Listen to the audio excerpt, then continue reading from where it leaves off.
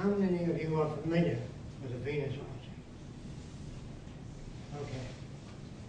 I'll go through it briefly to give you an idea of what we're working towards. We feel that the way the world is going today is completely downhill, and our language was designed hundreds of years ago, and we really talk at each other than to one another. And so I'm going to tell you a little bit about the proposals of the Venus Project. If I fail to answer your questions, you have to let me know that. Raise your hand and say, you didn't answer my question. Don't be polite. If there's anything you don't understand, question it. It's up to you now. Okay, now these are the assumptions we make. That you will have war, poverty, depression continuously until all the nations of the world are brought together and the earth is used as a common heritage of all the world's people. If you don't understand that, if you think that money is the only thing which you're brought up to believe in this culture, if you're stranded on an island with $10 million and there's no water, no fish, no arable land, you have nothing. Money is a nothing thing. It never did represent the physical entities that enable us to live. Politicians, all of them, can do nothing to make the world a better place. They do not understand technology. And they do not understand what to do.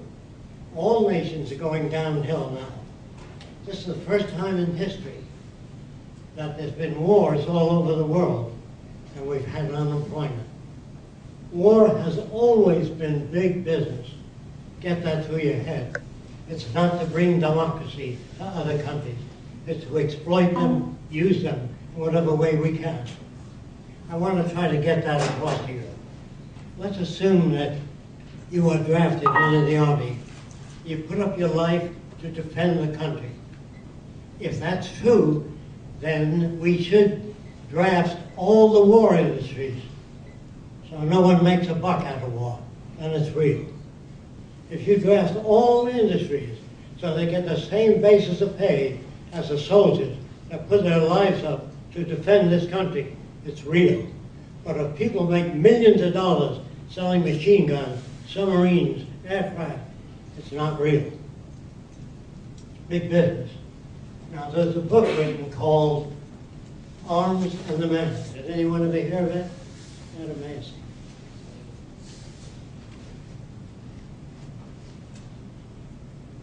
A friend of mine was a pilot in World War I. He flew over German munition dump called I.J. Farben and had orders not to bomb it. He didn't know why. He said he flew over 8 times with strict orders not to bomb it. After the war, he found out why.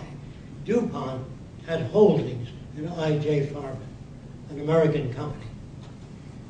Now, of course, another aspect of war. We've been killing Japanese soldiers in the South Pacific Islands in World War II. The truth is, Alexander P.D. Seversky of Seversky Aircraft Company said that what we needed at that time was long-range bombers to knock out the power projects in Germany, the dams, the electric generators, and shut down the factories.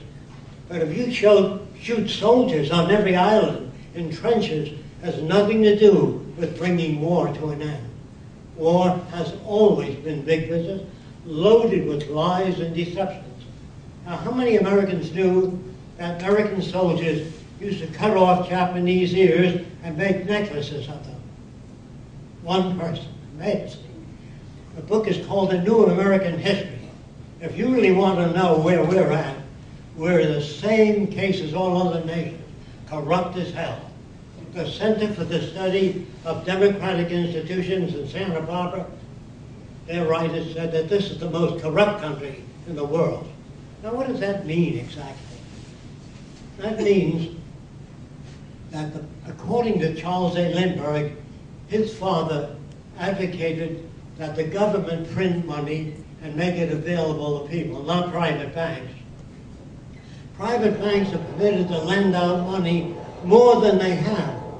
They can lend out more and collect interest on it. Well, that's utterly corrupt. If you don't understand that, we always had wars, recession, boom, bust. And what they do in our school books, our history books in particular, do not describe our country as it was or as it is. All history books and all the people back in our history books always did the right thing. They never made any mistakes. They never made any errors. Your history book, everybody says the right thing. There's no such people. That's all over the world. Where do you think we got this land from? We took it by force and violence from the Indians. Then we took California, New Mexico. After we stole all the land we needed, they put up the sign, "Thou shalt not steal." What is true of America is true of all the other countries. When they say the sun never sets on England, what do you think England got all those country controls in the old days? They took it. Now, if they lost, of course, they would have been called thieves. Now they're called conquerors, great conquerors. So, if you understand what I'm talking about, the money system is the greatest fraud ever put forth on people. Think of this now. Today, America has 300 submarines. Each one, not according to me, according to the War Department, has more destructive power than all the wars in history, one submarine. Now, where can you go with that? What can you accomplish? But there's a place for particular senators and government officials.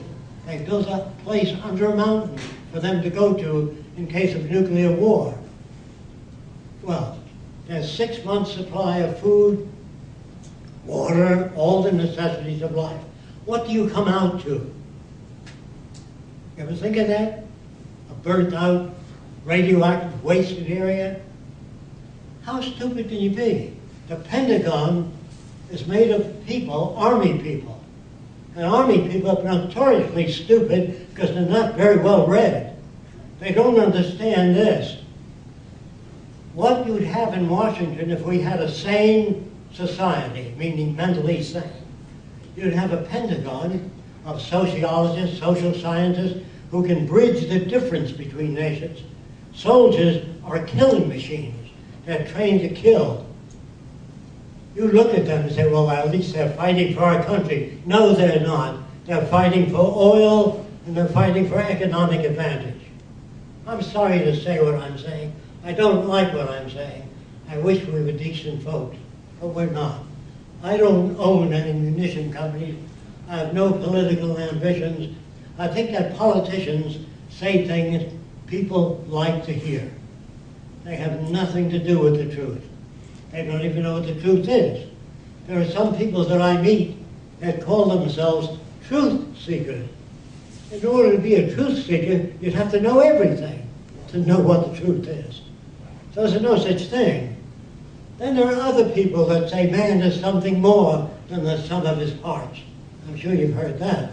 So is a can of tomato sauce. So is a clock more than the sum of its parts. So what? Man creates the filth in the atmosphere, pollution of the oceans, the land. Man. Man operates guided missiles. They don't go by themselves. Man builds warships. It's a human being that ultimately drops a bomb on cities and they pin a medal on them. And they put an X on the fuselage for how many villages you bombed out. And people think, well, that's good. At least I'm defending my country. Then there's another group of Americans that think that we used to have a democracy, but the governments of recent times took it away from us. You've never had a democracy. Let me tell you why you've never had a democracy.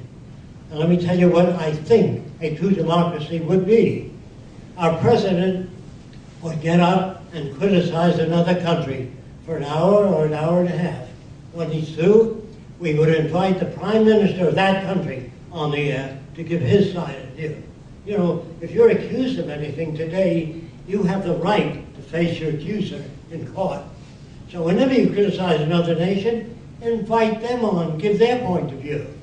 Then invite the Prime Minister of Sweden, because they're both full of shit. This is how I see it. This is what I'm talking about. In a democracy, people say, well, at least I'll participate. It's a participatory democracy that I believe in. So I always get those people all the time when I say, do you believe in a participatory democracy? Yes, I do. Did you vote for the space program? Well, I guess not. Did you vote for the Vietnam War? I guess not. Did you vote for the design of the Capitol building or the highways in America? I guess not. What the hell are you participating? What an illusion. And there it is out there all the time, and you think that you participate in selection of politicians. You don't. They're picked for you. If you had a democracy, you'd have 4,000 political parties, and they would disagree and argue with each other. And if you had a democracy, you'd have religion on the air, all religions on Sunday. Then you'd have atheists and agnostics giving their point of view. That's a democracy. But when you've got generals on the major broadcasting stations and admirals of the Navy and vested interests pitching their pitch for more armament, it's your money that goes into armament. And when you bomb other cities, no matter where they're at, you're building hatred, cumulative hatred for the future. And then there's another group of people that think they're smart. They're against abortion. You imagine they'd be against war, because they're killing thousands of people, bombing children, everybody, unborn children, mothers. So what's the matter with these people? Well, I tell you what's the matter. They are cerebral insufficients. They don't have enough stuff up here to put anything together. They even created gods. They used to have many gods in the old days. Then they downsized and finally come down to one God. Now the Jewish God says, if a man takes your son's eye out, you take his son's eye out. The Christian God says, when a man punches you, turn the other cheek. All these gods are different. So when the guy says, do you believe in God? Which one? Einstein said to me. When I asked him, do you believe in God? He says, which one? There's so many different concepts of God. So many different concepts of right and wrong, good and bad. Now I'll tell you a little bit about right and wrong. And if you're black, listen to me carefully. If you're brought up in the Deep South as a white man, and it's an uneducated region, you will speak with a Southern accent. And you'd say things like, I'm going to get me a nigger, I'm going to kick his ass in. Where do you think that comes from? That comes from an environment. That's not that the person's mentally ill. There's nothing wrong with a Southerner or a member of the Ku Klux Klan. That's the environment he was brought up in. And the psychologists today and psychiatrists are so stupid that they deal with the individual. It's really the environment that makes them that way. If you don't understand me, if you were brought up as a little baby or by the headhunters of the Amazon, let's say you, and if I said to you, doesn't it bother you to have 10 shrunken heads? You might say, yes, my brother has 20. So he would be perfectly well adjusted where he's coming from. There are no good or bad people. There are people brought up in different environments which they believe in. If you're brought up in Nazi Germany as a baby, all you see is Heil Hitler, Deutschland über alles, meaning Germany above all. You're a Nazi if you never see anything. If you still don't understand me, if you take a nice Jewish boy and bring him up in Nazi family, very young, he's a little Nazi. You take a Nazi baby, bring him up by a Jewish family, he's a nice Jewish boy. So really, what are people? People cannot think or reason. Let me back that up now so you don't get mad at me. It's very easy to get mad at what I'm saying. The reason we can't think is because we're brought up in a fixed culture with fixed values. When you're very young, they start pumping crap into your head. Who loves you more than anybody in the world? And the baby says, I don't know, your mommy and daddy. What's the greatest country in the world? I don't know, the good old USA. Of course the good old USA. And you're brought up in Saudi Arabia, you're brought up in Dubai, you're brought up in Germany, same pitch, okay? The only real answer is to declare the earth as the common heritage of all the world's people. and all the resources shared by all the world's people. If you still don't understand that, what we spent in World War II, what we, the Germans, the French, the British, all the money we spent on equipment could have built hospitals all over the world, schools all over the world, wiped out the slums all over the world. How stupid can you be? Now, how many of you ever heard of a book called Mind in the Making by James Harvey Robinson? Not even available in your school library, not one hand. How many of you ever heard of a book called Arms in the Man? It appeared in Fortune magazine explaining the profit system of war. And there was one time even Fortune magazine ran that. And then there's another book called Tyranny of Words by Stuart Chase. How many of you ever heard of that? What happened to these books? There was another book called 100 Million Guinea Pigs. Anybody here ever hear of it? It was a bestseller in America. It attacked the drug industries. They said, why don't the drug industries try to find out about carrot juice or celery juice or natural approaches to disease? Because there's no money in it. You get $3 or $5 per pill, so why should they? So the public, after that book was a bestseller, demanded that a new agency be provided in Washington called the Pure Food and Drug Administration. Now it's infiltrated by the people of the drug companies. Anybody know that? Amazing. One person, two persons, three persons. So you see, we are not a free country. We never have been. We never had a democracy. In a democracy, where freedom people, they always say that people are born equal. They're not. Some are tall, some are short, some are fat, some are not too good eyesight. We are not born equal. But what they're trying to say is all people should be given an equal opportunity. You can't do that if you give a little girl a doll. You're already programming her. If you tie a big bow in a little girl's hair, you're programming her for a certain role. When my little girl was 5, she says, I want an electric train. I don't want a doll. You give a little girl a washing machine, you are programming her. The reason boys are more inventive than women is not because men are different. It's because men are given a wider range. Let me tell you what I mean by that. If you don't know what that means, which you won't get in your school books. When we were little boys, we used to piss together in the field and cut across one another's piss streams. And another kid said, "You ever see a kid take a shit?" He said, "No." "Come on, Billy's going to take a shit." What? Here's what they got. The way it came out, this enabled a man to design an extruding machine. You know what that is? A machine that extrudes aluminum. He got it from another kid taking a shit. Now, men, when I was a kid, we used to throw spiders at girls. And you know, the girls would go back like that. Today they collect spiders. But, so you see, if given the same range that men are given, if a man is having an affair with 5 women at the same time, he's called Don Juan. If a girl screws around with 2 guys, she's a tramp. Who wrote the book? The men. So think about it. You're second rate. And so God doesn't hang a picker on a male and say, don't use it until you get married. It would pop out the day you got married. So he got all this bullshit out there, and there's really no such thing as profanity. Because if you bake a pie, I don't know, you drop it, you might say fiddly-dee. If he baked a pie, he might say shit. That means, I'm sorry I dropped a pie.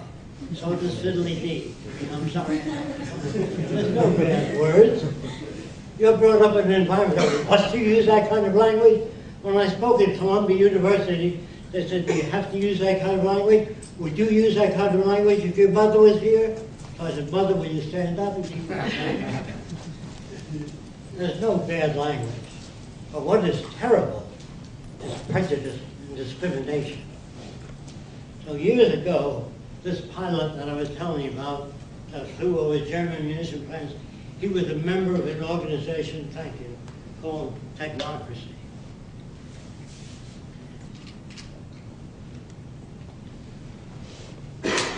How many of you ever heard of technocracy? Okay, the technocrats believe in using science and technology rather than politics as a means of governing people. So I attended about 2 or 3 of their meetings, and I enlisted. I joined. I found it pretty good. Then I noticed there were no blacks in the organization. So I walked over to Howard Scott, who was the chief engineer, and I said, how come there's no blacks? Just let them start their own section. And I said, well, how come there's no Orientals? He said, the Oriental mind can't grasp technology. That was in the old days. So I knew. I tried to tell him that you're looking at the first generation Orientals, but by the 3rd or 4th generation, it'd be just like us. And there'd be no regional dialect. And he said, no, the Oriental mind will never grasp technology. He died a long time ago, and so did his ideas with him. There's nothing the matter with technocracy at those, except those areas which I couldn't agree with, so I resigned because I could not defend it.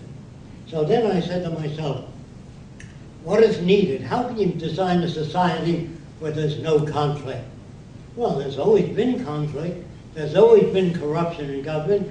There's always been wars, and the Bible says there will always be wars and rumors of wars. And we shall always have the poor amongst us. This is in your Bible. I can't accept that crap. I believe that man makes God in his own image, some jerk that you pray to. And this guy sits on the throne, and he looks down, and he can see everything you're doing, whether you're in this concrete building or anything else. They tell us that God made everything, every galaxy, every universe, every bug, every plant.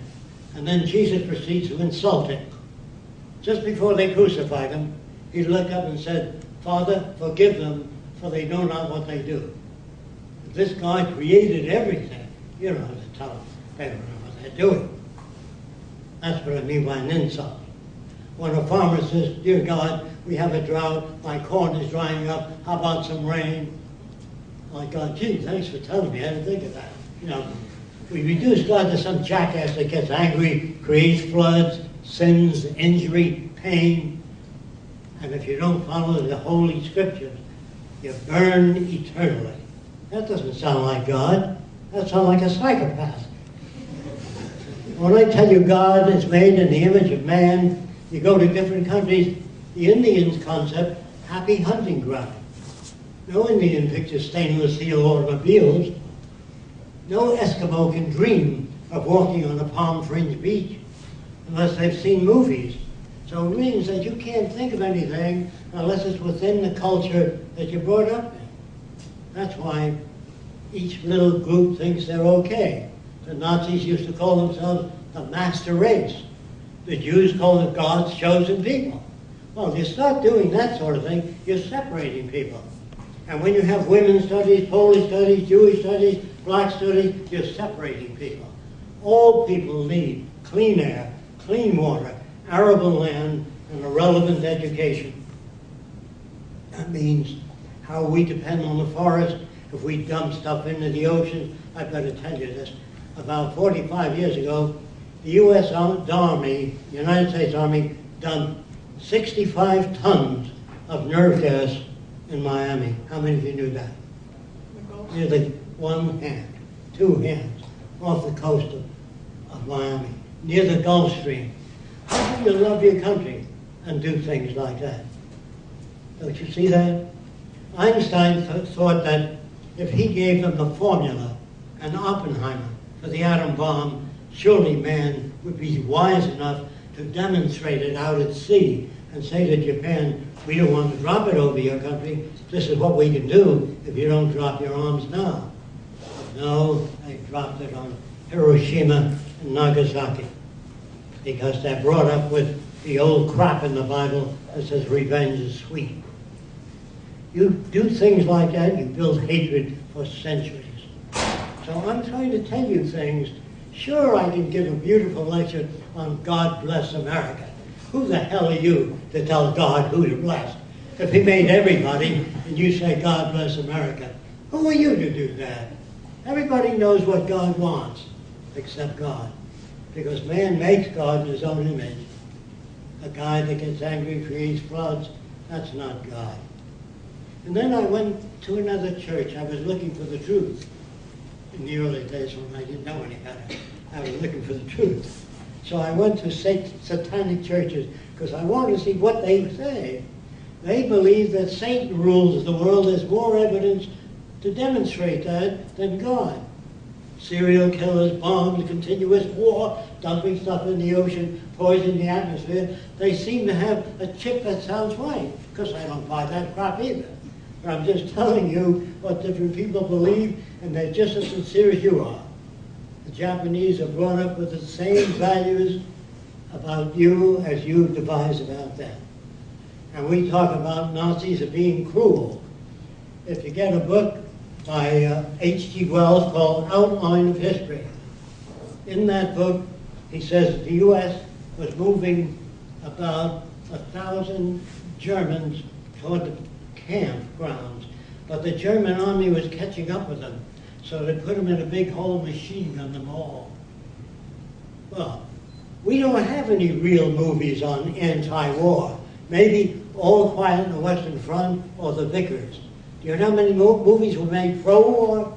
Thousands of them. And I remember the original All Quiet on the Western Front. A British man grabs a barbed wire, he's about to climb over, and a bomb goes off, and it shows two hands on the barbed wire. Well, they never show the horrors of war, because enlistment wouldn't go up. And the boys in the Army, a lot of them think they're defending this country. The only way to defend this country is to build a bridge between nations. So I said to myself years ago, different nations think differently. They have different values. Some of them have 20 wives, and that's normal to that country. So how the hell are they going to bridge the difference between nations? So what I did when I was 21 years old, I attended meetings of the Ku Klux Klan, and I dissolved it in a month and a half. That is in Miami. Then I attended meetings of the White Citizen Council. They hate foreigners. And I dissolved it in 1 month. Then I asked some people in Brooklyn, who are the most backward people in the area? And they said, well, we believe the Arabs are on Atlantic Avenue. I said, what makes you think they're backward? They still believe the earth is flat. So I said, boy, I've got to get to those guys. If I can't get to those guys, how am I going to change the world?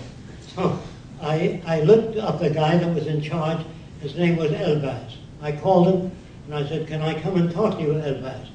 He said in this type dialect, he said, from where your father he born? I said, Lebanon. He said, very good, very good. You are Arab? I said, yeah. That means, yes, in Arabic. I'm not an Arab. So he said, come and saw me. That means come and see me. So I came to see him. And he said to me, you believe the world is round? I said, yes. That means in his background, it can't be. So I pointed to his head, showing me how smart he was. He said, if the world is round, man fall me down here. All the water, he fall me down from the world. Do you understand that now? And I figured, well, I got to get to this guy if I want to change the world. So I put a balloon in his hand, and I rubbed the balloon with fur fast. And I put some cornflakes in his hand and told him to hold it away from the balloon. Okay.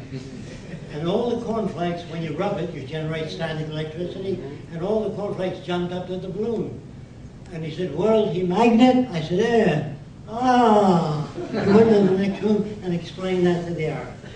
Now look, the average person doesn't like to confront people that think differently than they do. Now you can get along with people, you say, look, folks, the earth is a little round and a little flat, and you get along with a lot of people. But that's not the business of science. They used to believe that the stars went around the world, that the world was the center of the universe. And so that was smashed. We still believe in gods and demons. If you go to Mexico, the rooms are at different heights in the middle-class home. And I asked, why do you make all the rooms at a different height? Because the devil doesn't like to walk up or down stairs. He likes to walk on a flat plane. And they believe that with a straight face, just like a Christian does this before he goes off the diving board or into a bullfight. Now try to picture this. In ancient Rome, maybe on Saturday, I'm not sure the day, the whole family would come to see Christians being fed to lions. And the kids would say, Daddy, can we come next week to see Christians being fed the lions? If you behave yourself. So, are these kids insane? No. That was normal to that time. If you're brought up in the Arab world, a man looks at an object like he's not that interested in it. He says, how much you want for that? And he says, $10. I give you $3. Well, that's normal to that country. When the guy comes to Sears, the Arab, he says, how much you want for the clock? Like he's not that interested. The clerk doesn't even know. The clerk picks it up, he says, $8.95. I give you $2. Goddamn sorry. It's normal for that person where they're coming from to do that. Do you see that? There are no good or bad people. A serial killer is made that way. If he's genetically damaged, he's not responsible. If his brain is warped, he's not responsible. And the psychiatrists work ass backwards. They try to change the person. It's really the culture that fucks people up badly. Understand what I'm saying? The culture. There's no bad words. They're just different expressions. So, all of your congressmen lie. The Democrats lie about the Republicans lie about the Democrats, and even guys like Carl Sagan tried to raise money to communicate with extraterrestrials. They want to build big antennas. If the Democrats can't communicate with the Republicans, and husbands and wives have difficulty communicating, how the hell are they going to communicate with extraterrestrials? Let's assume there were extraterrestrials. Anything that can travel 100 million light years through space is not like us. They don't want to meet your president. The president will be an asshole. He's an ignorant man, Bush and his whole group, very stupid. The Democrats just a little behind. But there's no such thing as intelligent government. Government is managed to keep things the way they are. People are elected to political office not to change things, but to keep things as they are. The same with universities. They depend on funding from big corporations. So guys like me don't get much of a chance to speak to university students. I'm considered not a boat rocker, but a boat sinker. So if you sink the boat, if you speak frankly and the truth, your chances of getting on radio, NBC, CBS, are zero, because they depend on sponsors. When I was on Larry King, I was on 4 times, he said to me, you attack the drug companies, the cigarette companies, the auto companies. I never did attack the auto companies. This is what I said on the Larry King show. I said, if you have an airbag in front of you, it's all right. But if you get hit on the side, your head goes right through the glass. The whole inside has to be an airbag. You understand what I'm saying? Okay. So he said, why don't they do that? I said, Larry, I can't answer that. I can only tell you they don't do it. Then I said, if you don't want war, Larry, you have to bring all the people of the world together. And they don't know how to do that. They want to bring democracy there. You can't bring democracy to a nation that has a different set of values unless they choose it. And how do they choose it? Through education. Can you educate them? Of course not. You can't control people unless you make them pretty much uninformed as best you can. The reason you do that, you can control them. If you teach people to think and reason, you can't, in times of war, get anybody enlist in the army. You can't move people en masse, so you make them all alike. Here's what I mean by that. If we taught history, real history, the new American history, it'd be history of our country, the mistakes we made, the good things we did, that would be for all nations. So people do not always do the right thing. They can't. And so you live in a managed world. And your kids in the future will say to you, wasn't it obvious that you paid off senators, you paid off governors, you paid off different people to get your will? Isn't it obvious? I guess not. And so, if you do away with the money system, you can't have sale of drugs. You can't pay off senators. You can't buy people. You understand what I'm saying? As long as you got money, no matter who you elect, you say, well, maybe if we elect decent people in government, no way.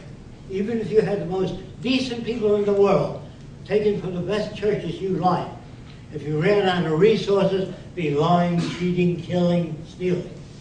It's resources that people need, not money. Access to resources. Is there anybody who has difficulty with that?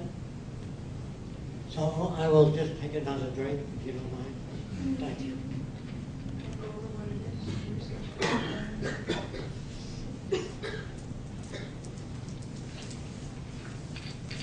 So what we advocate then is a resource-based economy. No money. Resources mean, today normal people, normal means screwed up. Normal people say, how much will it cost to build a new city like you have up there? That isn't the question. The real question is, do we have the resources to house everyone on earth, take care of everybody medically and every other? Yes, we do. We have more than enough resources. If you consider the money spent in World War II, we could have wiped out the slums all over the world. Educated people, built the best universities free of charge. Why do we do it free of charge? Because the smarter the kids are, the richer all of us are. Every kid shooting up drugs, hanging out in malls. Why? They have no place to go. There should be art centers, music centers, cultural centers, theater groups where people can go. They hang out in malls and coke stands because there's no place to go. And the government, I'm going to say this, the government and industry doesn't give a shit about people. Proof now. They would not outsource. If I have a big factory, if I pay my help more than the minimum wage, I can't stay in business. If he outsourced it to China. You understand? You're not going to invest in a company that builds playgrounds for the women's children that work in the factory. You want the money spent on products, advertising, so the income is greater. So you invest there. So we're all sons of bitches in the monetary system. It makes us that way. When I say if you're not, consult your bank account to see who you are. So it's very difficult in a monetary system to be decent or fair. A lawyer is a guy who can take language and do whatever the hell he wants with it. He can, best believe he's a good lawyer. He can make your system sound bad. So in the future there'll be no lawyers, no bankers, no investment brokers, no one that makes money by not donating service to the country. So the future you'll have structural engineers, chemical engineers. They don't run the country, by the way. They merely deal with problems. That's hard to understand. I'm not talking about a technical elite. I have just as much fear of that of any other system. I'm talking about the intelligent management of the Earth's resources. That's what I'm talking about. So what we have to do first is a global survey of what we have, how much arable land, how many factories we have, how many coal mines, trucks, ships, planes, and by the amount that we have, we can determine, knowing how many cases of cystic fibrosis and all the other physical ills, that tells us how many hospitals we build. Not some jackass saying, I think I'll build a hospital here. It's a good area, good community, and has future potential. No, you do a survey to see what's needed, and you provide for those needs. If you don't do that, you're going to have war and crime continuously. There's a place in Jamaica called Ochos Rios, where 8 rivers come together. And there's so much beautiful drinking water that I've never seen anybody come in during the day or night and steal water. There's so much of it. Now, if people have access to the necessities of life, they do not steal. If people can go to a center like a library and get any book out of the library, you know, before they had the public library, women marched for a public library, and they had rotten eggs thrown at them, and they were beaten up and put in jail. Eventually, they got the library in. The reason that people were against the library, if you made books available free, they felt it would threaten the sales of books in bookstores. But when people read a little book, little bit, they bought more books than ever because they knew more. So I want to build a camera center in every city where any human being go in and check out any kind of camera, just like the library. And any musical instrument. This is love of your country and love of the American people. If they can have access to their needs. But a family, some of them are not educated. They don't know how to feed their children. They feed them junk food, not because they're bad parents, they just don't know. A failure of education. In schools, you should learn how to relate to one another, how to bridge the difference, how to have a different opinion than your best friend and yet not get angry. This is what the future is about. Learning how to share ideas, not ego. Ego is one of the major problems in the world today. Hey, I did this. I can run faster than you. My daddy can beat your daddy. Or I can ride a bike faster and further. That's the ego. When you learn to share ideas, you enhance everyone. When you keep it to yourself, you remain a stupid individual. Now somebody said, well, some people are born with better brains than others, meaning the brain tissue, there's more neurotransmitters. If your brain is better than anybody else's, you become a Nazi faster in a Nazi culture. A good brain has no mechanism of discrimination except experience. Like if you smell a rose, some young lady, and you like it, the next time you see something that looks like a rose, if it got spots on it, black spots, you have a tendency to go.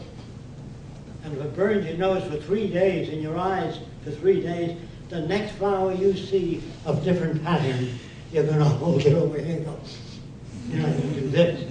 So they say you've learned. No, your behavior was modified by the pain. Learn is a lousy word designed a long time ago. And we still use those words today. I'll see you at sunup.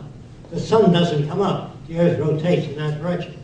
Remember, our language was designed hundreds of years ago. That makes it almost impossible for us to talk to one another. We talk at each other. Hey, how are you? Nice day. Good to see you. If he says, I'm not too well, I need $2,000 for an operation, can you give it to me? I say, no. Then why do you ask me how I am? What kind of a phony are you?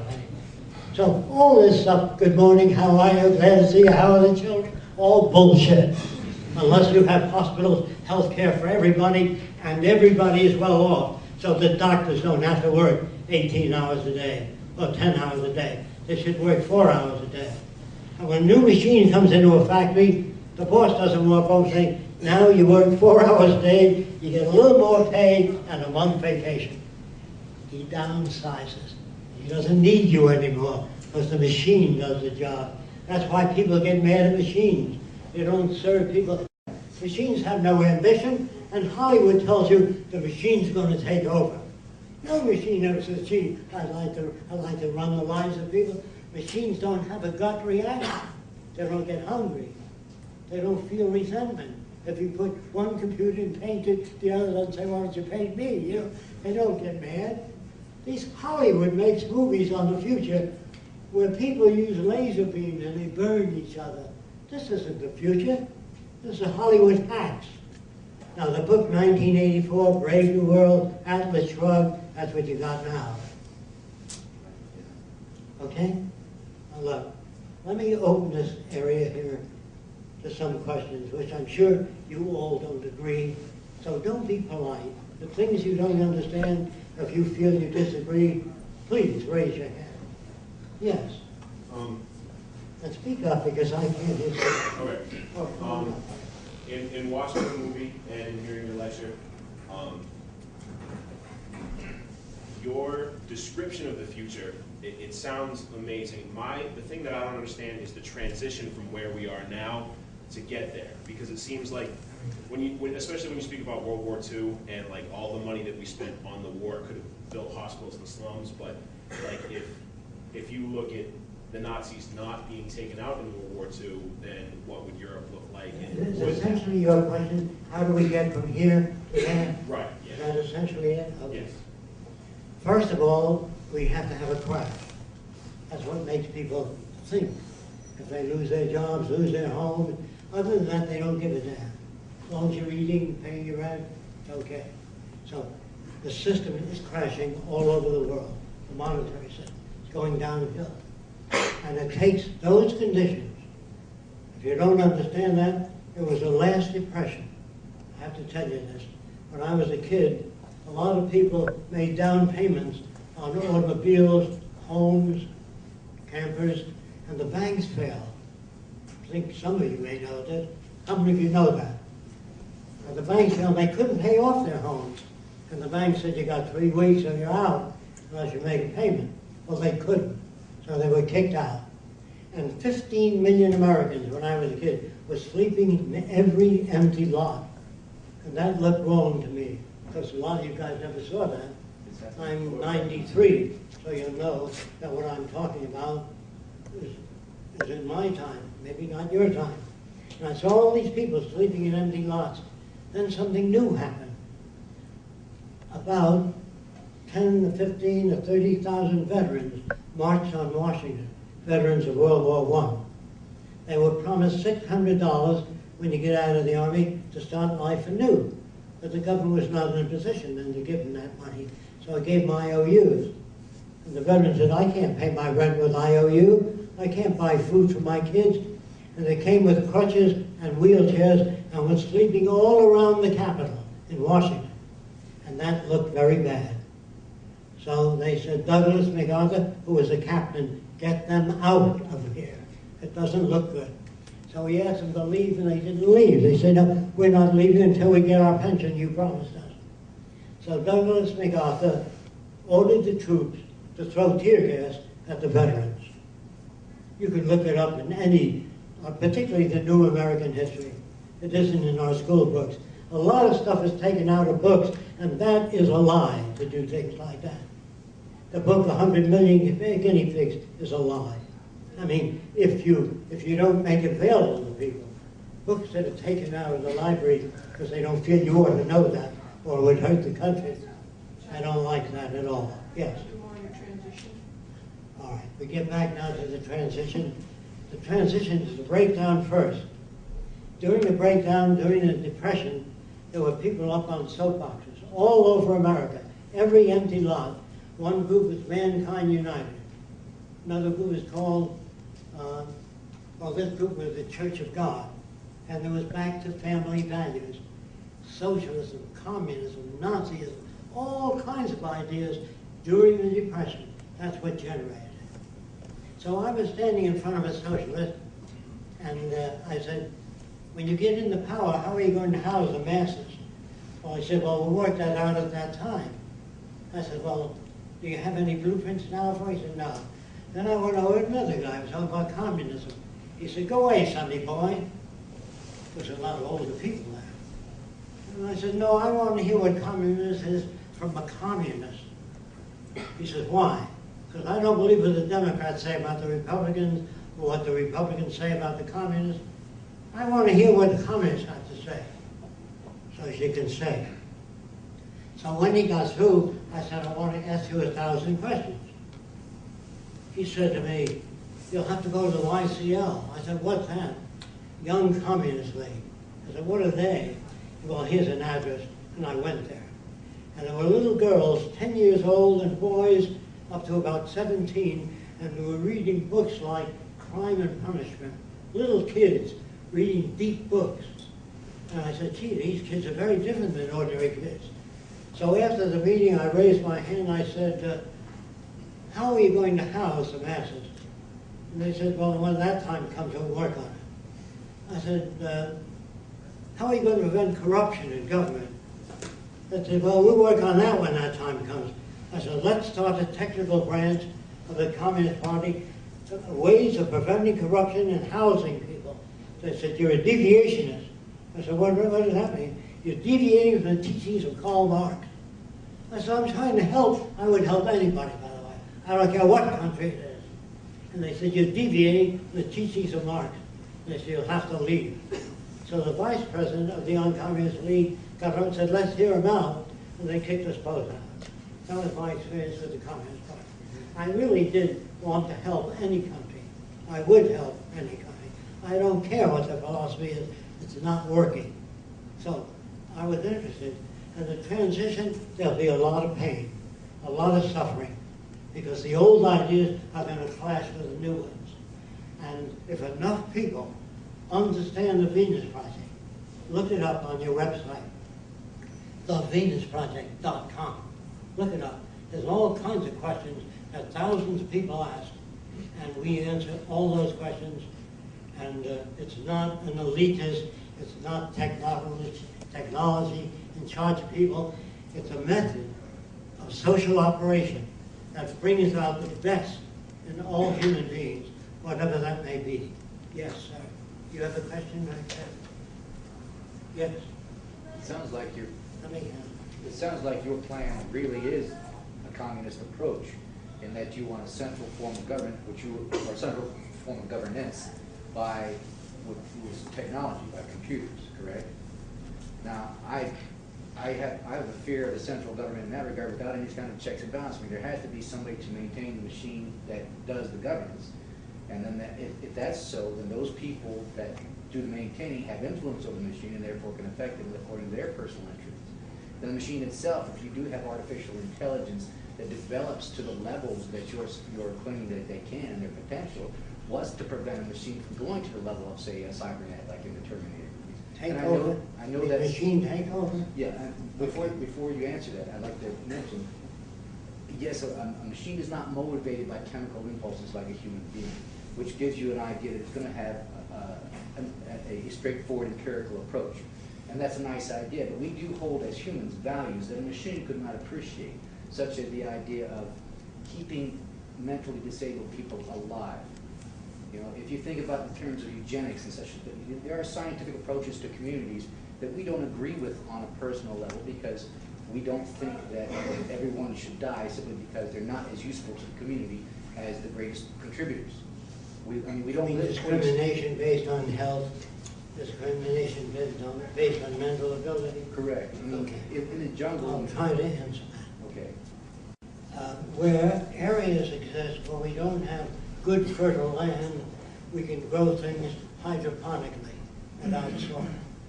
There are areas in the ocean where we can lower supported units that can grow food that's edible for people in the ocean.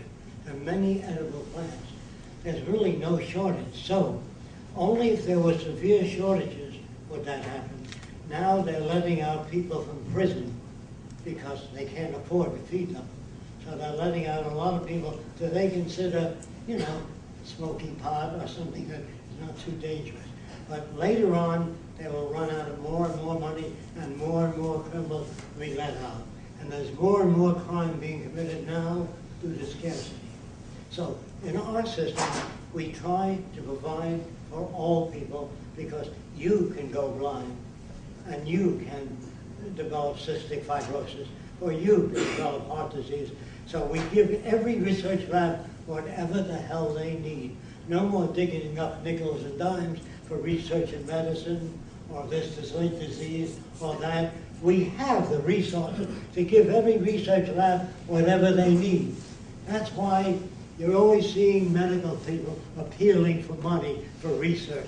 That is not a sane society. Look at all the money we spend on battleships, on warplanes, costing billions of dollars. Why do they spend that money on medical research? What are you trying to dig up nickels and dimes for? No, you still have difficulty. If you took the North Pole and the South Pole, and you took all the surplus foods that nations grow and put it there, stored it, in case of an earthquake in Japan, Hong Kong, or wherever, we'd have lots of food to go around instead of going to your school and say, can you bring in a box of oatmeal and you a can of tomato sauce for the poor Japanese? We would have that built in. You say, well, what about automobile accidents? Automobile accidents are technical negligence. We got gadgets today that I think most of you have seen. You walk up to your garage and the light goes on. The same kind of unit in an automobile. So I couldn't hit your car even if I wanted to. When I got within 40 feet, the brakes would go on. So they say, well, what about children crossing at school? Well, we have a section of pavement. When a kid presses a button to cross, the pavement turns up like that. So no car can hit a kid. That's the way we say we care. Our problems are not political, they're technical. If you still don't understand that, when I was a kid, well, you're going to have to look this up if you don't believe me, trolley cars used to have a platform. And when you got in, the seats ran all the way through. And when people were late for work, they'd climb on the platform, hang on. And they were hit by cars. So they painted a big sign, please, get in the car but don't hang on the platform. But people that were late for work still would hang on the platform. So the conductor had a rubber hose in the car or off the platform. Once the car started moving, he got in, and the guys hung down the platform. That went on for 10 years, until the car company went to an engineering firm. And the engineering firm says, what do you want? We don't want people hanging on the platform. Good.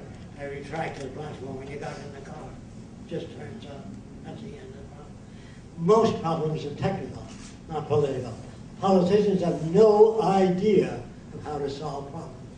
And it's very easy to bridge the difference between nations if you don't attack them. But when I went to the first Klan meetings, and the guy says to me, you're a smart guy, what do you think of the Ku Klux Klan? I said, it was a great organization, but it didn't go far enough. That causes, what do you mean? And you can talk to them. But if you attack, you lose it. You understand? So reason and logic is strictly bullshit. It doesn't work on people. When I brought a Japanese kid home one day, my mother said, I don't want that kind around. Loud enough for the kid to hear it. It's a so long job. And I said, boy, if you can't get the blood of your mother, how are you going to change the world? So I just used reason and logic. My mother, no way. I don't want that kind around. Let me tell you what happened. Until I told my mother a story that I was swimming in the East River and I couldn't get ashore, and Masato threw a life raft to me. This isn't true. Masato, the Japanese kid, my mother said, you mean he saved your life? I said, she said, oh my God, I hurt his feelings. Yes, you did. She said, well, I didn't know he saved your life. Well, now you do. Please, Jock, ask him to come back. I want to beg forgiveness. Ask him to come to dinner Friday. I want to ask him and tell him how sorry I am. I said to her, I don't know if you'll come back now to get her to plead with me more. And here she was pleading. Please, Jock, ask him to come back. No, I told Masato, when you come in the door, my mother's going to hug you and kiss you, because this is normal to my mother's background. That's why when a person said to me, do you believe in love? Do you love your mother? I said, in what area? In the area of racism. She was a racist, and she was antagonistic to foreigners. So I did not love her in that area. That's why I try to tell people that love is another bullshit word. Now let me tell you what I mean by that, so you don't get mad at me. Is there anybody here that likes everything they've ever done? Okay. So we all do stupid things in the past. We do things we didn't like. Now, if you live with a replica of yourself, how long will you be together? So sometimes you love yourself, sometimes you don't. So if you fall in love with a guy and the guy falls in love with a girl, you're married a few years. Sometimes you love him, sometimes you don't love him as much, sometimes you just don't like him, and sometimes you love him again. So it's a fluctuating thing, not a fixed thing. Do you understand that? You don't love yourself all the time any more than you can love anyone else all the time. So once you understand that, before that people used to get confused. Some girl told me she sent her boyfriend through medical school. And when he got out, he ran off with her best friend. She said, what a terrible person he is. I said, no, there's nothing wrong with that guy. Your ability to judge people is poor. There's nothing wrong with the world you live in. When you think it should be a certain way and it isn't, you get mad. It's your own values that allow stuff, not the world. If you invite a guy or a person into your home that has no place to live, no place to sleep, and you're a good Christian, and they steal a lot of stuff and leave, you say, that lousy son of a bitch, it's you that have poor judgment.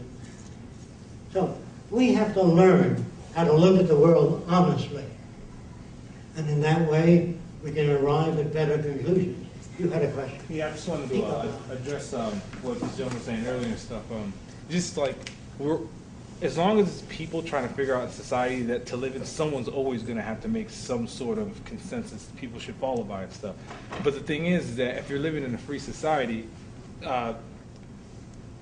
all education, all knowledge, all like as many like information that you can put into your brain is going to be available. So if like you don't want to learn something, and let's say someone does build a machine, and this machine turns out to be detrimental to the society and stuff, well then you have the opportunity to say, wait, I can prove that this machine is detrimental and stuff, And that way you can go and you can show them. If you can prove it, everyone else is going to say, wow, you're right. We need to do away with this and change it or make whatever change that need to be necessary. But if you offer everyone the same education and the same chance to get it, like everyone's going to be empowered, not just one particular person might come up with a really good idea and it might work and that would be great. But if someone found a flaw in it, they can always address that, show that to the What public. is your question? Oh, I just want to address what he was saying earlier and stuff. Yeah. Well, you asked like 6 or 7 I know, I questions. didn't, I was, Yeah. I apologize. But I guess we And- went to a simple question. I mean, how do we try and prevent corruption? Can you override the machines? Is that what you want to know? Well, The machines do not control people. Yeah. Just production of the machines of materials and deliver that to the supermarkets. It does not control people. Absolutely. That's the thing about machines and stuff like that. Like I'm a computer programmer, so I understand like how machines, get their data and stuff. And so like again, like you can always, as long as you like there's no computer program that can ever come past me that I can say, oh well, this is busted and stuff like that. I can show you where it's busted and how you can fix it and stuff like that. And always prove it and stuff. So like in a society like that, everybody becomes a critic in a sense, where they can always like look and say, okay, well this is messed up, and I can fix this and show it to people and stuff. That's why I think this is such a great idea. Machines as decision makers, would it override people? Machines as How decision Yeah. How makers. would they make decisions? Like how? Yeah, well, I mean, machines can be overridden and stuff, but it's through people. But like a machine. I will can't answer take that. over I think I know what you want to itself. know. Variable in a sense. Today, the United States Army, I want to tell you about the old days before. A pilot used to look out at the airplane to say I'm about a mile high.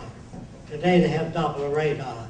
Tells exactly how high you are, how many feet, inches off the ground. No human can do that. About 9 months ago, computers were able to handle 1,000 trillion bits of information per second. No group of humans can do that. So humans are on their way out in terms of the ability to sensing, just because they can. They can't. You can't see electrons, but with an electron microscope, it extends the human attributes. So there's nothing the matter with machines. Somebody had a question before you back there. All right. Well, What is your question? Oh, yes. Yes. I think what it was Louder, trying to sir. get from you is, what if the programmer is corrupt? What if the guy who makes the Doppler radar? The programmer is corrupt, and he programs the machines to jam other machines. First of all, you got to understand there's nothing to gain in a non-monetary system. If I pay you $50,000 to cause a jam in computers, he does it. But in a system that doesn't use money, nobody gets paid off. You can't sell drugs. You can't open a house of prostitution. You can't have gambling. You can't import stuff to the country. You can't pay off senators. Only if you do away with money. As long as you got money, I don't care who you elect, it'll go corrupt. Yes, sir. Wow.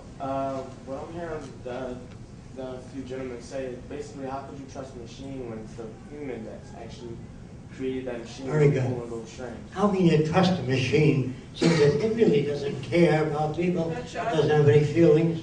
If humans are programming the machines, how do you trust the machines? I don't have to do Oh, that. sorry, I thought you didn't. When humans used to operate elevators, I don't know if anybody remembers that, they never quite got to the floor. They're always moving around like that.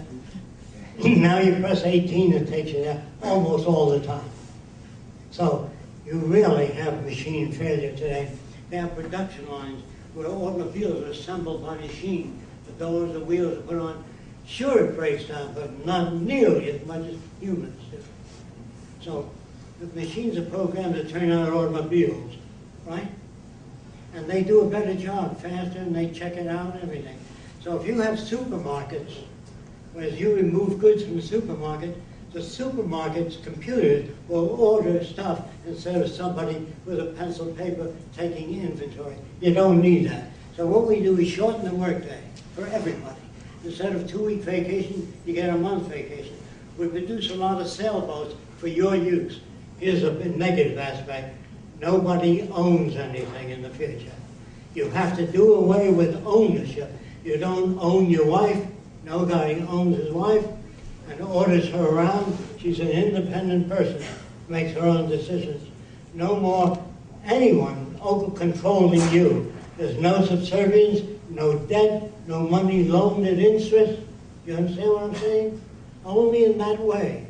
Anything less than that will not work. Yes. Well, let me give some guy right here that had a chance. Ever since the beginning of time and man, there has been an exchange for something. If you're proposing a non-monetary system, then how do how do people then get an incentive to do something else? What incentive is there for them if there's no money? There is an incentive group called Doctors Without Borders. How many have ever heard of it? They work for nothing. Their sense of well-being is helping people. And Martin Luther King wasn't promised 5,000 bucks if he marched into the South. He did it because he believed in it. Jesus, Mahatma Gandhi worked for nothing. Nobody ever promised him anything. If you did this, I'll give you a house in the country. Nothing like that. So everything great came about without money. Now, if they tell you that money generates incentive, it also generates incentive for embezzlement, corruption, paying off your brother-in-law. You know what I mean? It generates all kinds of incentives. And you had a question, sir. Yes. Everybody's kind of interested in the situation with the computers. And what it keeps coming back to me, voting machines are a good example of this.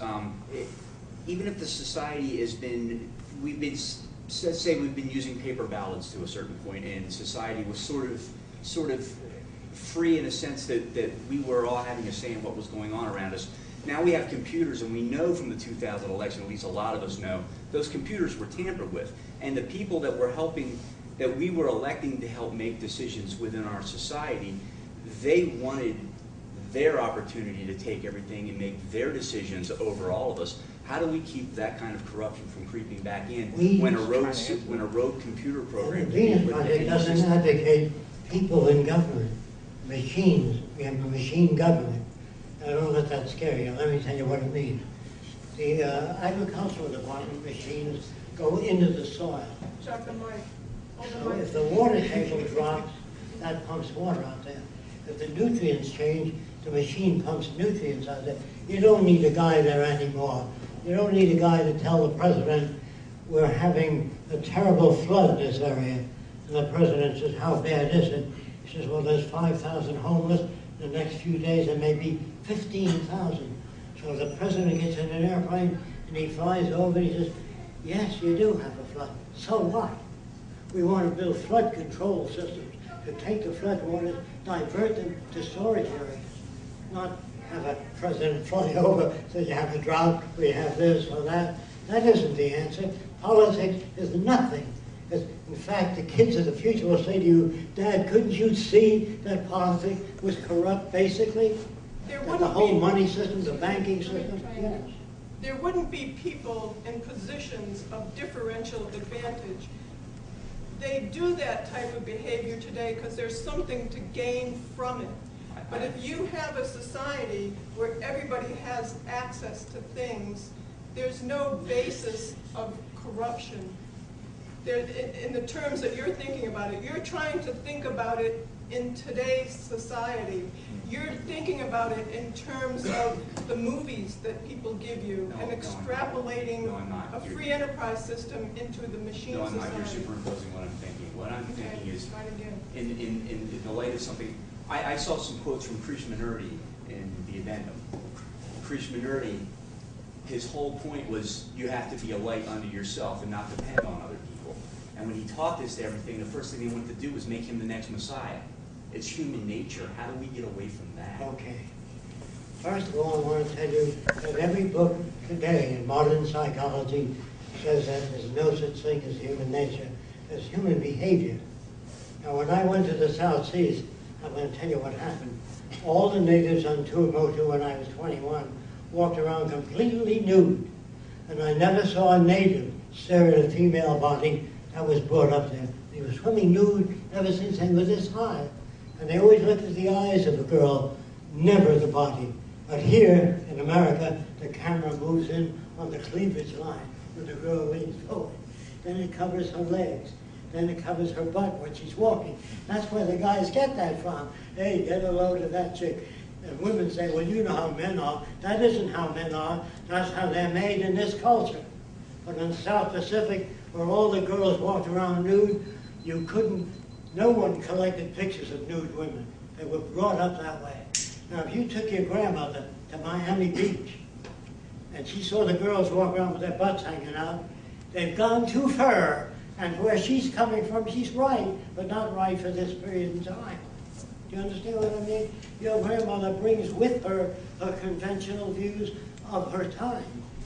So you can't take people that are obsolete and take them right out and put them in a new world. You have to orient them that.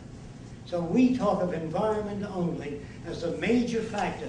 The geneticists today are looking for the gay gene. Some of them are looking for the democratic gene. Can you beat that? How stupid can you be? When it's obvious that if a black man or a white man or the son of a Klansman is brought up by a black family, he's going to walk and talk like a black man. If you take a black man and bring him up in England, and he'll speak with an Oxford accent. If you take a black man and bring him up in Germany, he says, Deutschland über alles, just like a German. There's no such thing as innate black behavior or that men are basically greedy. All that's bullshit. You get that in your culture because you're given the blame in this culture. And the reason marriage was set up, if you were around screwing 50 women, they would know who the babies belong to. So when you get married in the community, they all know you're responsible for the babies from that young lady you're with. So marriage was an institution to save the kings and the noblemen from supporting your kids. It's a bullshit profession. And then if you don't get along, by the way, the lawyer says he costs you $2,000 to split it up. Who the hell is he? How does he come up with that? If you don't like the guy, why can't you walk out? The lawyer says you got to go through this procedure. And then this guy with a white collar that pronounces you man or wife. Who the hell is he? How can he pronounce you man or wife? And in the Bible says two people that really love each other, no one can put us under. If you really like a person, your parent says, I don't want you going with that guy, you don't give a damn. Okay. You have another question? Yeah. In the examples you gave about how people used to work in elevators and then machines assembling automobiles on assembly lines, with more technology, that's going to become more prominent, and there's going to be, if machines are better at doing things than humans, then they're going to do them and not humans. So what are humans supposed to do? Okay. First of all, I know a little guy that designed it, and they say to me, can a machine be better than the guy that designed it? This little guy designed a machine as big of a freight train and empty it. He can't do that. The guys that design machines that move Coke bottles along, he can't move them that fast. Machines are always faster than the designer. So, your question, What do people do? what will people do? There'll be art centers, music centers, produce plays, write concerts, travel, sail, scuba dive, restore the reefs, invent things. Every soldier will be sent back to school to become a social innovator, a person that works on problem solving. What a wonderful world we would have if we had soldiers that worked on problem solving. Do you understand what I'm saying? The profession of a soldier is a nothing. A police officer is generally, I hope there's some police officers here, is a nothing profession. We can design cars today. When you get to a 60-mile-an-hour zone, the power output is 60 miles an hour.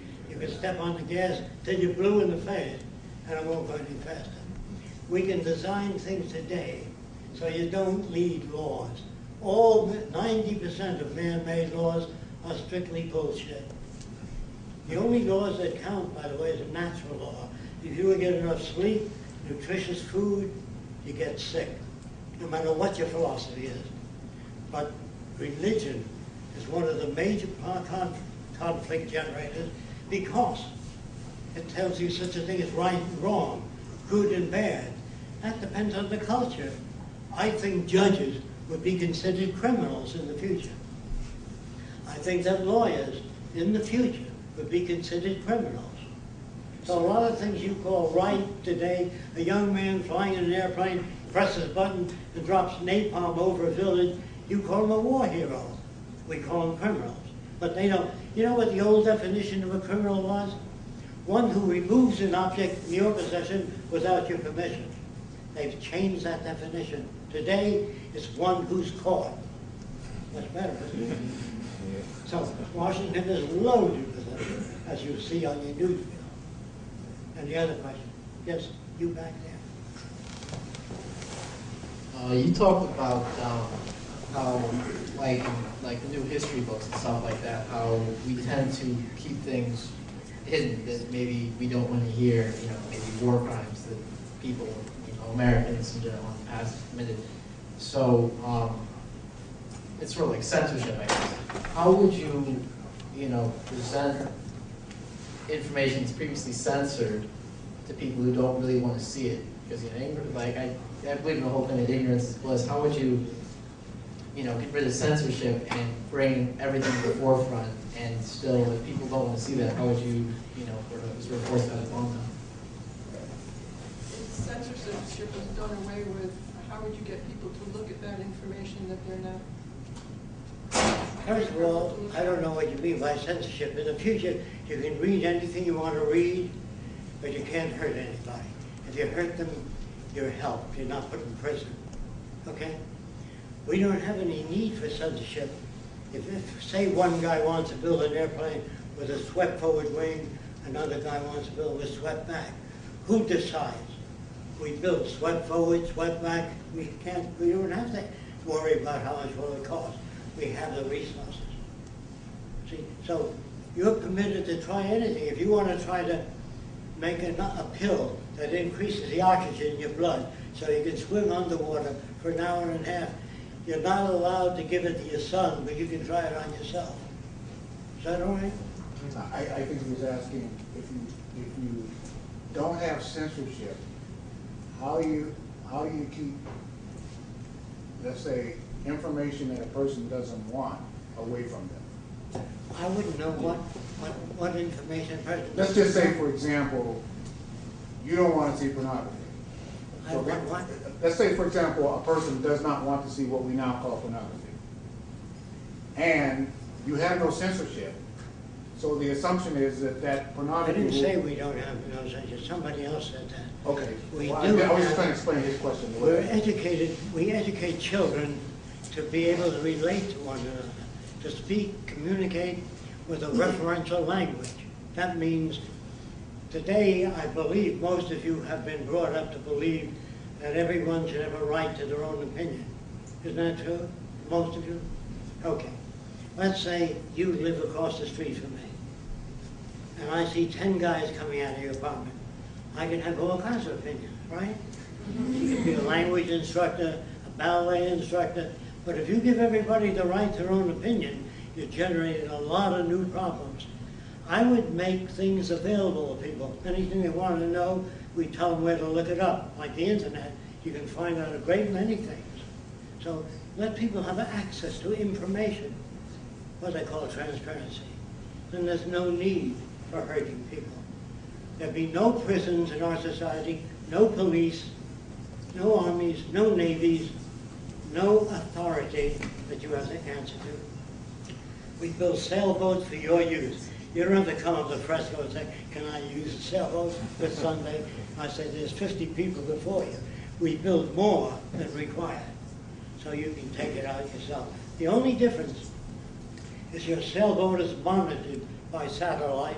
In case there's fire at sea, we know where to go to get you. Not Big Brother watching you. I'm talking about safety for your own good. Do you understand what I'm saying? There's no need to hurt anyone. Yeah. Aren't you going to need population control to make sure that the resources are never exceeded? I couldn't get that. Do you have to have population control so that it doesn't exceed the resources? Well, when you use the term population control, that scares people. We do a survey of what the carrying capacity of the earth is, and that tells us how many people the earth can support. If you exceed that, you're going to have malnutrition, disease, and territorial disputes. Do you understand that? So many acres can support so many people. If you put more than what the ground can support, you're going to have disease, malnutrition, and problems. So how do you make sure that you don't exceed the limits of the resources? Well, the survey committee tells us how many hospitals we need. Educate people. They have to be educated. But is it going to be done by birth control or euthanasia? You have to educate people. Right, well, To educating people doesn't stop people from producing people. There's lots of details people that big. We showed them a film called Dynamic Equilibrium in Nature. If you produce more people than a land can support, these are the problems you're going to have. Now, if they don't seem to understand that, that's another problem. There's That's lots what of you ways talk of about. birth control. Right. You're talking about people who don't understand dynamic equilibrium? There's a lot You of know, you can't plant millions of flowers in a given area. The soil will be exhausted. Exactly. So you have to have a Department of Agriculture that says, here's how you can grow more flowers. This is what we call soil additive. Right. It takes 1,000 years to make 1 inch of topsoil. And the jackasses today build new cities right over it. We would shave the topsoil, put it in soil banks, because we know differently than the old people that used to build right over things. Today, they build a dam to generate power. But fish can't get back to the spawning grounds when you build a dam. So all our dams have stepped areas where the fish can get back up to the spawning grounds. You know what I mean? I mean total planning. Today, we design a dam to produce electricity. In the future, it's an overview. Do you understand the difference? There's no profit in it for anyone but everyone. Yeah. My question is, the population today is increasing exponentially. Yes. Okay? I expect it's going to continue that way. Until Until the system collapses. Until the system collapses, or, I mean, as long as there's access. We hope to get this film out before the system hits total collapse. If we don't, it'll revert back. But aren't I you have saying no that you control need the over collapse in order to have the transition? More than now. If enough people look into the Venus Project, find out what it's about, you'll find no one gets hurt. We don't want to kill capitalists, communists, anybody. They're all victims of culture. There's no prisons, no police. If you understand what I'm talking about, talk to your friends about it. Look, the Venus Project is not perfect. It's just a hell of a lot better than the system today. And it'll get better. And there are no final frontiers, no utopias, no best buildings, no best laptops. Every year they'll change and get better. It's called an emergent society. Today we have an established society. It's fixed and it operates according to certain laws. In the future, all societies will be command and tell us how to improve chairs and everything else. Use the mic. I don't know if they can hear you in the back. Okay, can you hear me back there? We need an emergent society, not an established society, where nothing remains constant. Did you have a question? Yeah. My question is, do you advocate the abolition of forms of punishment in raising children? You're saying It's you very responsible child.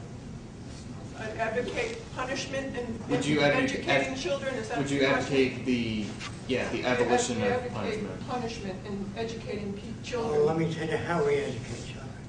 We do not order them to do exercise. We have a big lake in the city, and we have an island in the middle of the lake, 200 feet up, with a craft shop where you can make anything free. To get there, you got to row a boat, you got to climb the hill. So let's design it in our environment. So you go to the library, you have to climb a hill, walk through the forest, and reach in different directions. That's the way you do it. You don't order kids to stand out there and do that. If you hate exercise, you poison yourself. You know that? So kids would have the motivation to go to the craft shop. You build it in. That's the way nature works. When a fox sees a porcupine, doesn't know what it is. It gets closer and closer until it gets stuck. And later on stays away from porcupines. It's the greatest teacher in the world. Chuck, there's a question here. Yes. Yes, I wanted to know what type of procedures or protocols would this project go through if people were to rebel? Because it seems as if this is sort of a culture or some sort of land that for the good of the good. Like, it seems like if someone wanted to become a dictatorship, become a dictator, they could if they just somehow get to the machines. Okay. What if a corrupt person wanted to become a dictator and take over the system. Let me say this. First of all, everybody lives well. There are no poor, no hungry people. So if you wanted to take over, what are you taking over? You live in a nice house, you don't own anything in the future. You have access to anything like a public library, television camera, anything you want. It's there for your use. The concept of ownership was good 50 or 100 years ago. Free enterprise was terrific 150 years ago. But today, we have the capability to produce in abundance. Go look at your shopping center. We can produce everything you need. You don't have to charge people anymore. I want to tell you where I got the ideas. This may help you. Wait, can I just, I got hold it. on to that. Let me just answer that. They think that Hitler swayed, they say that Hitler swayed Germany. Well, he couldn't have done that. A dictator couldn't have taken over unless the people in Germany had that value system to begin with. When you have an educated populace, in not just in certain areas, but in a broad range, being a multidisciplinarian, knowing a lot about a lot of subjects, you can't have somebody come up and dictate what they're going to do. They would be helped. They would be helped rather than have that ability to sway people. I understand, because I just see this in some sort of way. They're going to have to be human labor in some sort of way, because if someone was to get a hold of the machines, then they have a hold of your resources. They have that machine that makes your food. So if I have the control of the machine that makes your food and you don't eat, that means you build me a castle. I want my house to be bigger than yours. If you have access to everything you need, all the food, healthcare, why do you want to do that? Is there something wrong with the guy's head, you mean? If there is, he's then helped. He's not put in prison. Behavior, though. Human We behavior do that with centuries- our automobiles and airplanes. Human behavior Your over the airplane centuries has a has been tendency- Because humans have always lived in scarcity. There's no such thing as human nature. There's human behavior, and That's that's what I said, always human been behavior. changed. It's Human always be- been changed because they've lived in the same deprivation and differential advantage. If you change the environment, you'll get a different behavior. But who's to change the environment? Who's the one to set that standard to change You. the environment? You understand what I'm talking about, and if you agree that behavior is shaped by culture, if you were brought up in the South, you'd speak with a Southern accent, do you buy that? You never I saw it. believe that is. What do you mean by human nature? Our views I'm about... not saying human nature. I'm saying human behavior, and I said that from the beginning. It's human behavior that always wants to go better and be on top. Who is going to set the standard? Okay. Whoever sets the I see what you standard, mean. No one whoever needs to sets set the the standard, standard though. is the one who's in control. Let's assume You do that for that's your so. life, though. You see what I Let's mean? assume that Your life, that's so. your Why does family. anyone want to be at the top? Is that an ego problem, you think? Or why does anyone want to be over another person? I'd rather work with people than over them. If I meet a person that knows less about aircraft, say, I work on aircraft safety devices, and they said in the old days that you can't take a plane out of a flat spin. So I designed wingtips that turn into the spin and took it out. So you learn how to say, I don't know how to take a plane out of a flat spin. You'll never be able to take a plane out. That language in itself is the ego. Just to say, look, they asked scientists, can you put a man on the moon? And do you know what they said? I don't know. What do you mean you don't know? But we don't know what man can stand. I said, what do you mean by that? We have to put him in a centrifuge and see where he conks out at 9 G's, 9 gravities, or 6 gravities. That means you can't shoot a rocket ship off too fast because the people will die. That's what I mean by I don't know. So they put a guy on a rotor. And they said, we don't know how to give a guy water in outer space. What do you mean? You don't know? Give him a glass of water. If you pull the glass away, the water would remain there and go off in bubbles. So you can't give a guy a glass of water. So you have to put water in like a toothpaste tube and squeeze it and drink it. So that's what man says, I don't know. That's the most difficult for people to learn, I don't know. There are guys today that say, we'll never get to Mars, not in 1,000 years. You'd think that they did make studies of it? No, just their stinking opinion. Just say, I don't know, it's not my field, I don't even know how rockets work. That's honesty. So we say, listen, there's always been automobile accidents, and you'll always have automobile accidents. Well, this is a pinhead. That's not an innovator. But if you're an innovator, there's nothing you don't feel that can be conquered. Yes, I'll try that. Can I say something real fast? Can I say something to you, sir? I don't know where you are. You're saying that you're wondering why, how it's not going to be that somebody is going to want to be bigger and want to be better and want to dominate. But in the world we live in, and the way the world has always been, we have classes of society. We have the upper class, the middle class, the lower class. In a real society, just living on Earth, with the Earth, what do you need to be better than? You're not trying to prove anything to anyone. You're just living your life on Earth in an equal society. There is no need to be better than something because there's no levels of goodness, you know what I mean? There's no middle, upper, higher. There's just life and living. You don't need to be better than anything. Why would you want to?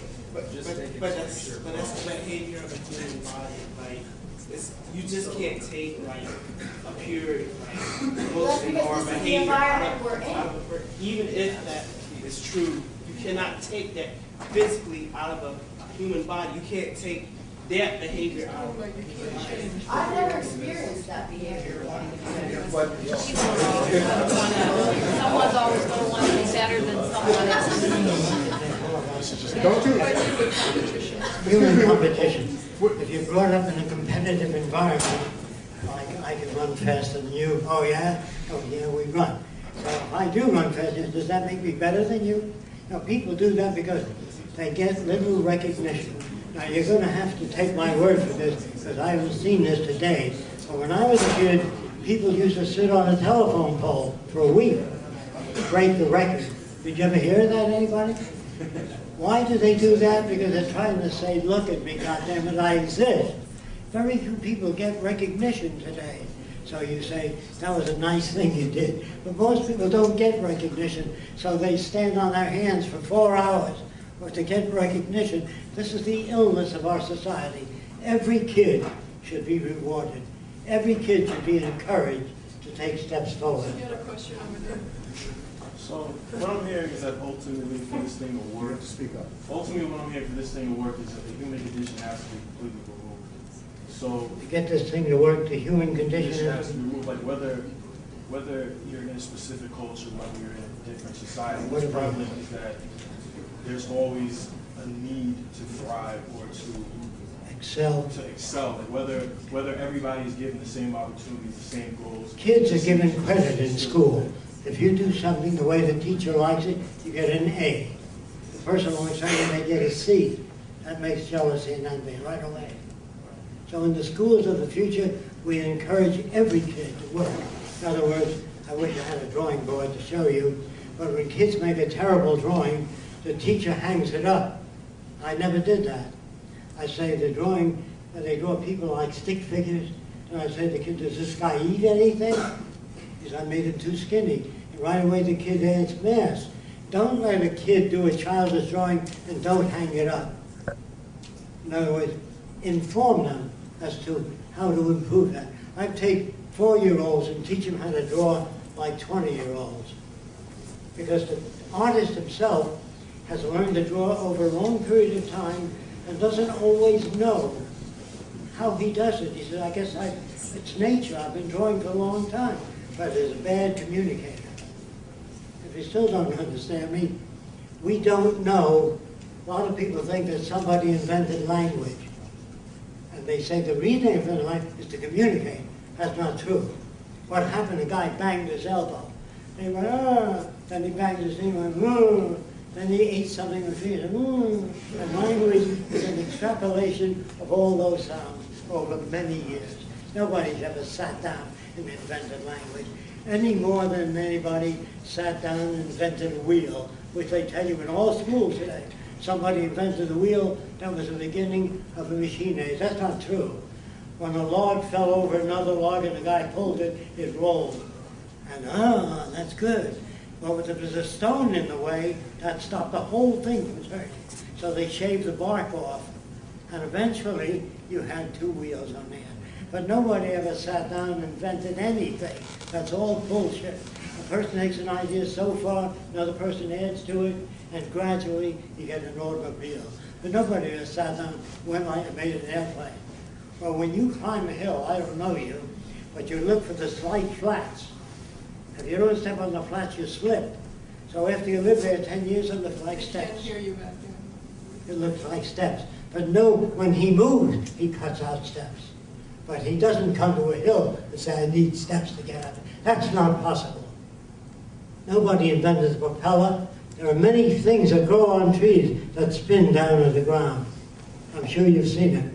There's nothing that man ever thought of that was original, including the wireless, including Tesla. I can tell you where he got it if you really want to know. I can tell you where ideas come from. They don't come from nothing. They don't come from a guy thinking about it, all that bullshit. They don't know. Artists themselves don't know how they do things. So I used to take children and give them a stick and they make zigzag in the sand. And accidentally, that zigzag looked like Abraham Lincoln. You know what I mean? So the kids said, that's Abraham. I said, don't lie to me. You just went like that and that happened. He said, that's right. You know, everything, kids pick up a pencil and they make all kinds of lines. If it happens to look like a bird, they put an eye in it. You understand? They're little liars. There's a question on the way back. Yes, sir. You talked about how it would be a really good thing if we had soldiers eventually, you know, working and learning and building things that would help society.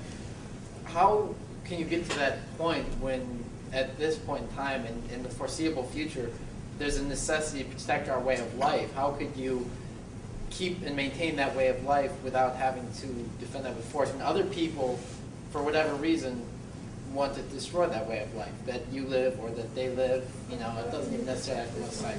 You watch the Zeitgeist? You watch the Zeitgeist? Okay. How do you protect this way of life that I'm talking about without soldiers? No, this way of life. You're talking about today, how do you protect today's way of life without soldiers? Yeah, I mean, if you want How do you protect today's way of life without Okay. soldiers? Soldiers represent the establishment, not the majority of people. Police represent the establishment, not the majority of people. If the majority of people did something against the establishment, the police would put them down. The police are the tools and instruments of the establishment.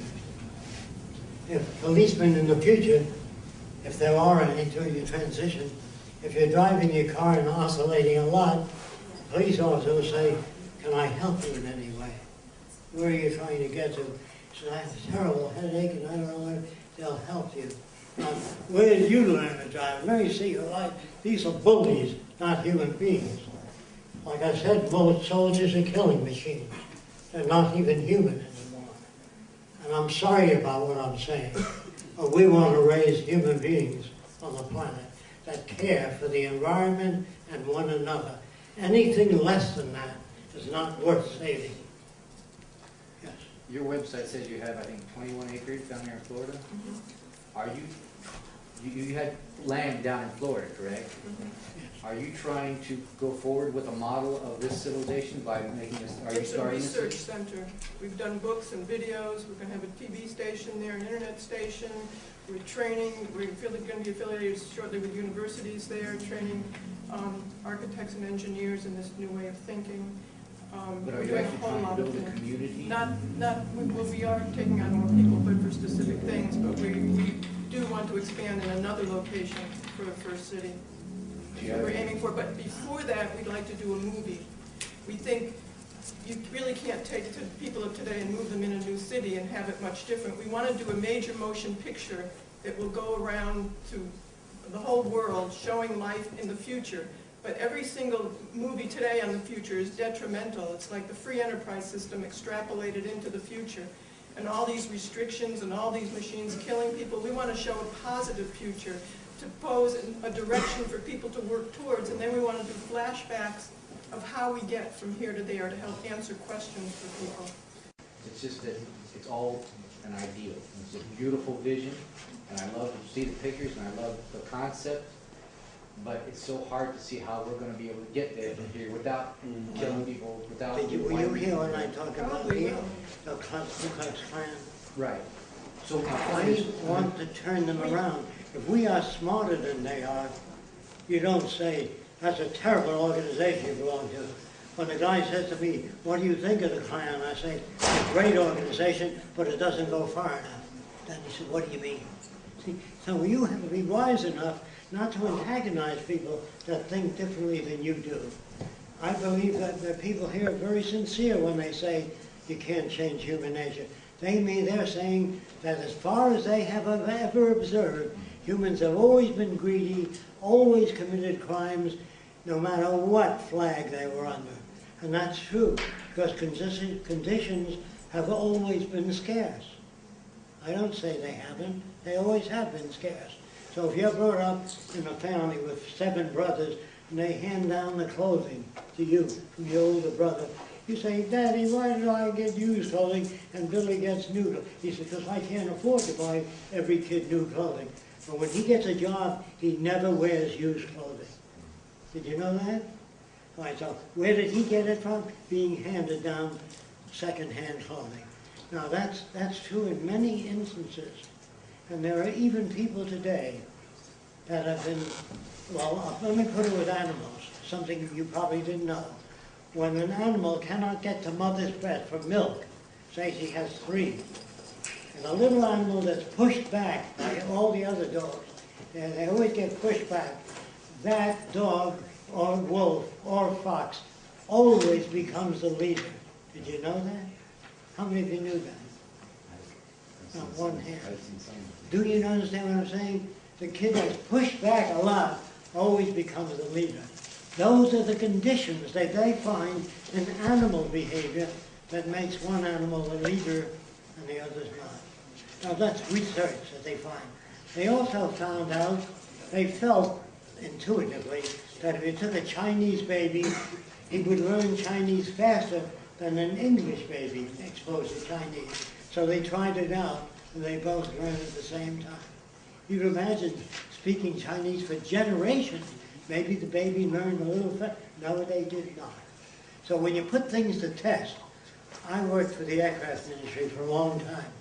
And when I was first introduced to it, they used to finish an airplane, and they say that it holds up 25 pounds per square foot. Did you know that they pile sandbags on the wing until it breaks off? And it breaks off at 27 pounds per square foot. They say it's true, our calculations are right. I love that system. Another thing they used to do, when they finished a brand new commercial airliner, they pull it up in the air 25 feet off the ground and cut the cable. Boom, it'll fall on the ground, see if the landing gear holds up. I love that system. Better than calculations or anything else. Now, the reason they invented these duplicates, because sometimes the son of an important person commits rape. So he says it was a duplicate people who came up from under the ground. See, they saved a hell of a lot of people in high places that way. I want to tell you about the Salem witch hunts. How many of you know about them? How many of you knew that for every witch you found, you inherited their bank account and property? Did you know that? How many of you knew that? Only 4 people, or 5. So there was a good reason for finding witches. I'm sorry, I'm not your enemy. I'm really a friend. I'm trying to tell you about a new way of thinking. You've been exposed to the old way most of your life. You're not about to step into this. We don't know each other that well, but if you look into the Venus Project, you can get answers to lots of detail. I've been working all my life to try to find out if there's anything extra physical. Because a lot of ministers used to come to my seminars, and they said, Jock, the trouble with you is you don't believe in human nature, and you don't believe in anything extra physical.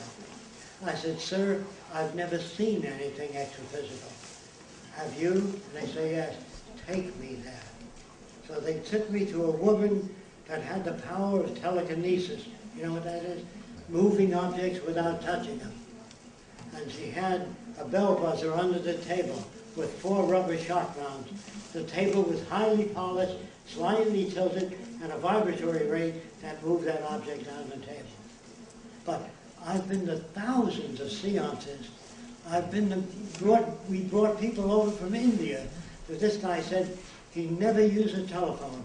He telepathy, all the time, telepathy. So I said, all you have to do is read my mind once. Not based on coincidence. Like if it's an elderly person, say 70, he says, there's been a death in the family. Either 3 weeks or there's always a death in the family when you're 70 years old. So I think he was working on probability. So I said, what if I think of something in the technical field and you can't use technical language? Can you describe the event? He says, yes. I says, great. So I pictured a little white mouse this size. It goes into the zoo and it eats an elephant and doesn't get any larger and walks on. If he got that, there's telepathy. See, that's not probability. You had a sister, you think maybe you were. You know what I mean? Everybody has a sister they're thinking of. That is most people. So then he didn't get that. Well, maybe he really has that power, but it didn't work in that instant. So I pictured a wood saw. You know what a carpenter uses? A wood saw with legs. And the wood saw walks into the forest, and a tree looks at the saw, and the tree cuts the saw in half. Now that's outside of the box. And if there's telepathy, he'd have gotten it. Do you understand? But if you think of, I was thinking of my Uncle Harry, you know, some relative you were thinking of, is that right? Because, yeah, my Uncle Harry. So those are all within probability. Another time, I had a couple over my home. They claimed they had the power of telepathy. So I said, great, one demonstration is all it needs. So the guy put his wife in my bedroom. I've never seen her before. And I whispered in his ear, Abraham Lincoln. And his wife came right out and said, you whisper in my husband's ear, Abraham Lincoln. Here's how that works. They work on a posture position. If he's sitting with his arms folded, it's Lincoln. If he's sitting like this, it's Jefferson. If he's sitting like this, it's Cary Grant, the movie actor. You understand? They work out a system that you know nothing about. It's an esoteric language. Although they seem to be talking a normal language, their language has a different communication. Another time a guy came to my lab and he said, John, I can demonstrate telepathy so that you'll be convinced. I said, shoot, I have no reason not to believe in it. I just would like to see a demonstration. So he said, I want you to call this guy in England. And you whisper from your own pictures of movie actors, take any movie actor. I think I picked Clark Gable years ago. And I said, now call this guy in England. His name was Throckmorton. I called Throckmorton. I see a guy with curly hair, very tall, black hair, and his name is Clark Gable. When I call this guy in England. You wonder how that works. Well, that would convince most people. Here's how it works. He's got a friend in England named Benson. If you ask for Mr. Worthington, it means Abraham Lincoln. So he's got a list of names. Do you understand that? But if you don't know that, I've heard it with my own ears, people tell me. There is no magic, nothing. No wheels that turn without a connection or a magnetic unit in the wall that turns. There is no magic. Now I read that a mother got up at night. I don't know what it was. She said she had a strange feeling and something happened to my son in the war. I know that. And the next day she'd get a letter from the War Department. I'm sure you've heard this. How many people have heard this? So I called the War Department. And I said, is it true? And they said, we get 15,000 letters a day that something happened to my Jimmy. And nothing happened. So you hear about the ones that happen. Do you understand what I'm saying? There's no magic. People like to believe in magic because it makes them feel good. They like to believe in a life hereafter. You know, when you kick the bucket and you meet all your relatives. You know, in 20 or 40 or 50 or 1,000 years, we bored shit at your relatives. What do you do in heaven all day long? Sing? And the Lord said he put you here to praise him. This is not God. This is a psychopath. I'm trying to tell you, man can't conceive of God. And that's where technology is moving. They're trying to make a God. They're trying to make automobiles smart enough to tell you, check your tires, you're low in air. After that, the tire will be checked automatically and air will be pumped into it. Can you understand that? Your computer will tell you to shut it off at a certain time. Your automobile, when you get through with it, you get out, it'll go and plug itself in to charge the battery. You won't have to do any of that. The future's a fantastic place, yes. So what do you think does happen to us when we die? We just die and that's... Well, that isn't what I think. If I die, say, you bury me a foot underground, the plants get very tall, which is, I'm disappearing, and the plants are getting taller, and the worms are getting fatter. The stuff you're made of was always around, because you're made of plants you ate, chicken you eaten, they've always been around. Now, here's what people don't understand. Where did all this come from? That's a big question they ask. Well, if you study science, you'll find out you can take a steel ball, and you can heat it for 20 million degrees. It looks like it's gone, but it's been converted to radiant energy. You can't destroy matter or make matter. It can change it. You can eat carrots, become a little taller. Some of the carrots make up your hair, your eyes, and everything else. But matter is never created. There's no evidence of matter being created or destroyed. Change, yes. You can take anything and smash it to powder. Or when I die, there'll be gases coming off, and the plants will get taller, and the vultures will get a little fatter, if I die on the outside. But you can't, you destroy the organization called fresco, but the stuff he's made of will go back into bugs and insects and other things. Well, it's a terrible thing. I'd rather believe I go on and meet all my loved ones. That's why people are so easily persuaded by you're a good man and your kindness will be rewarded.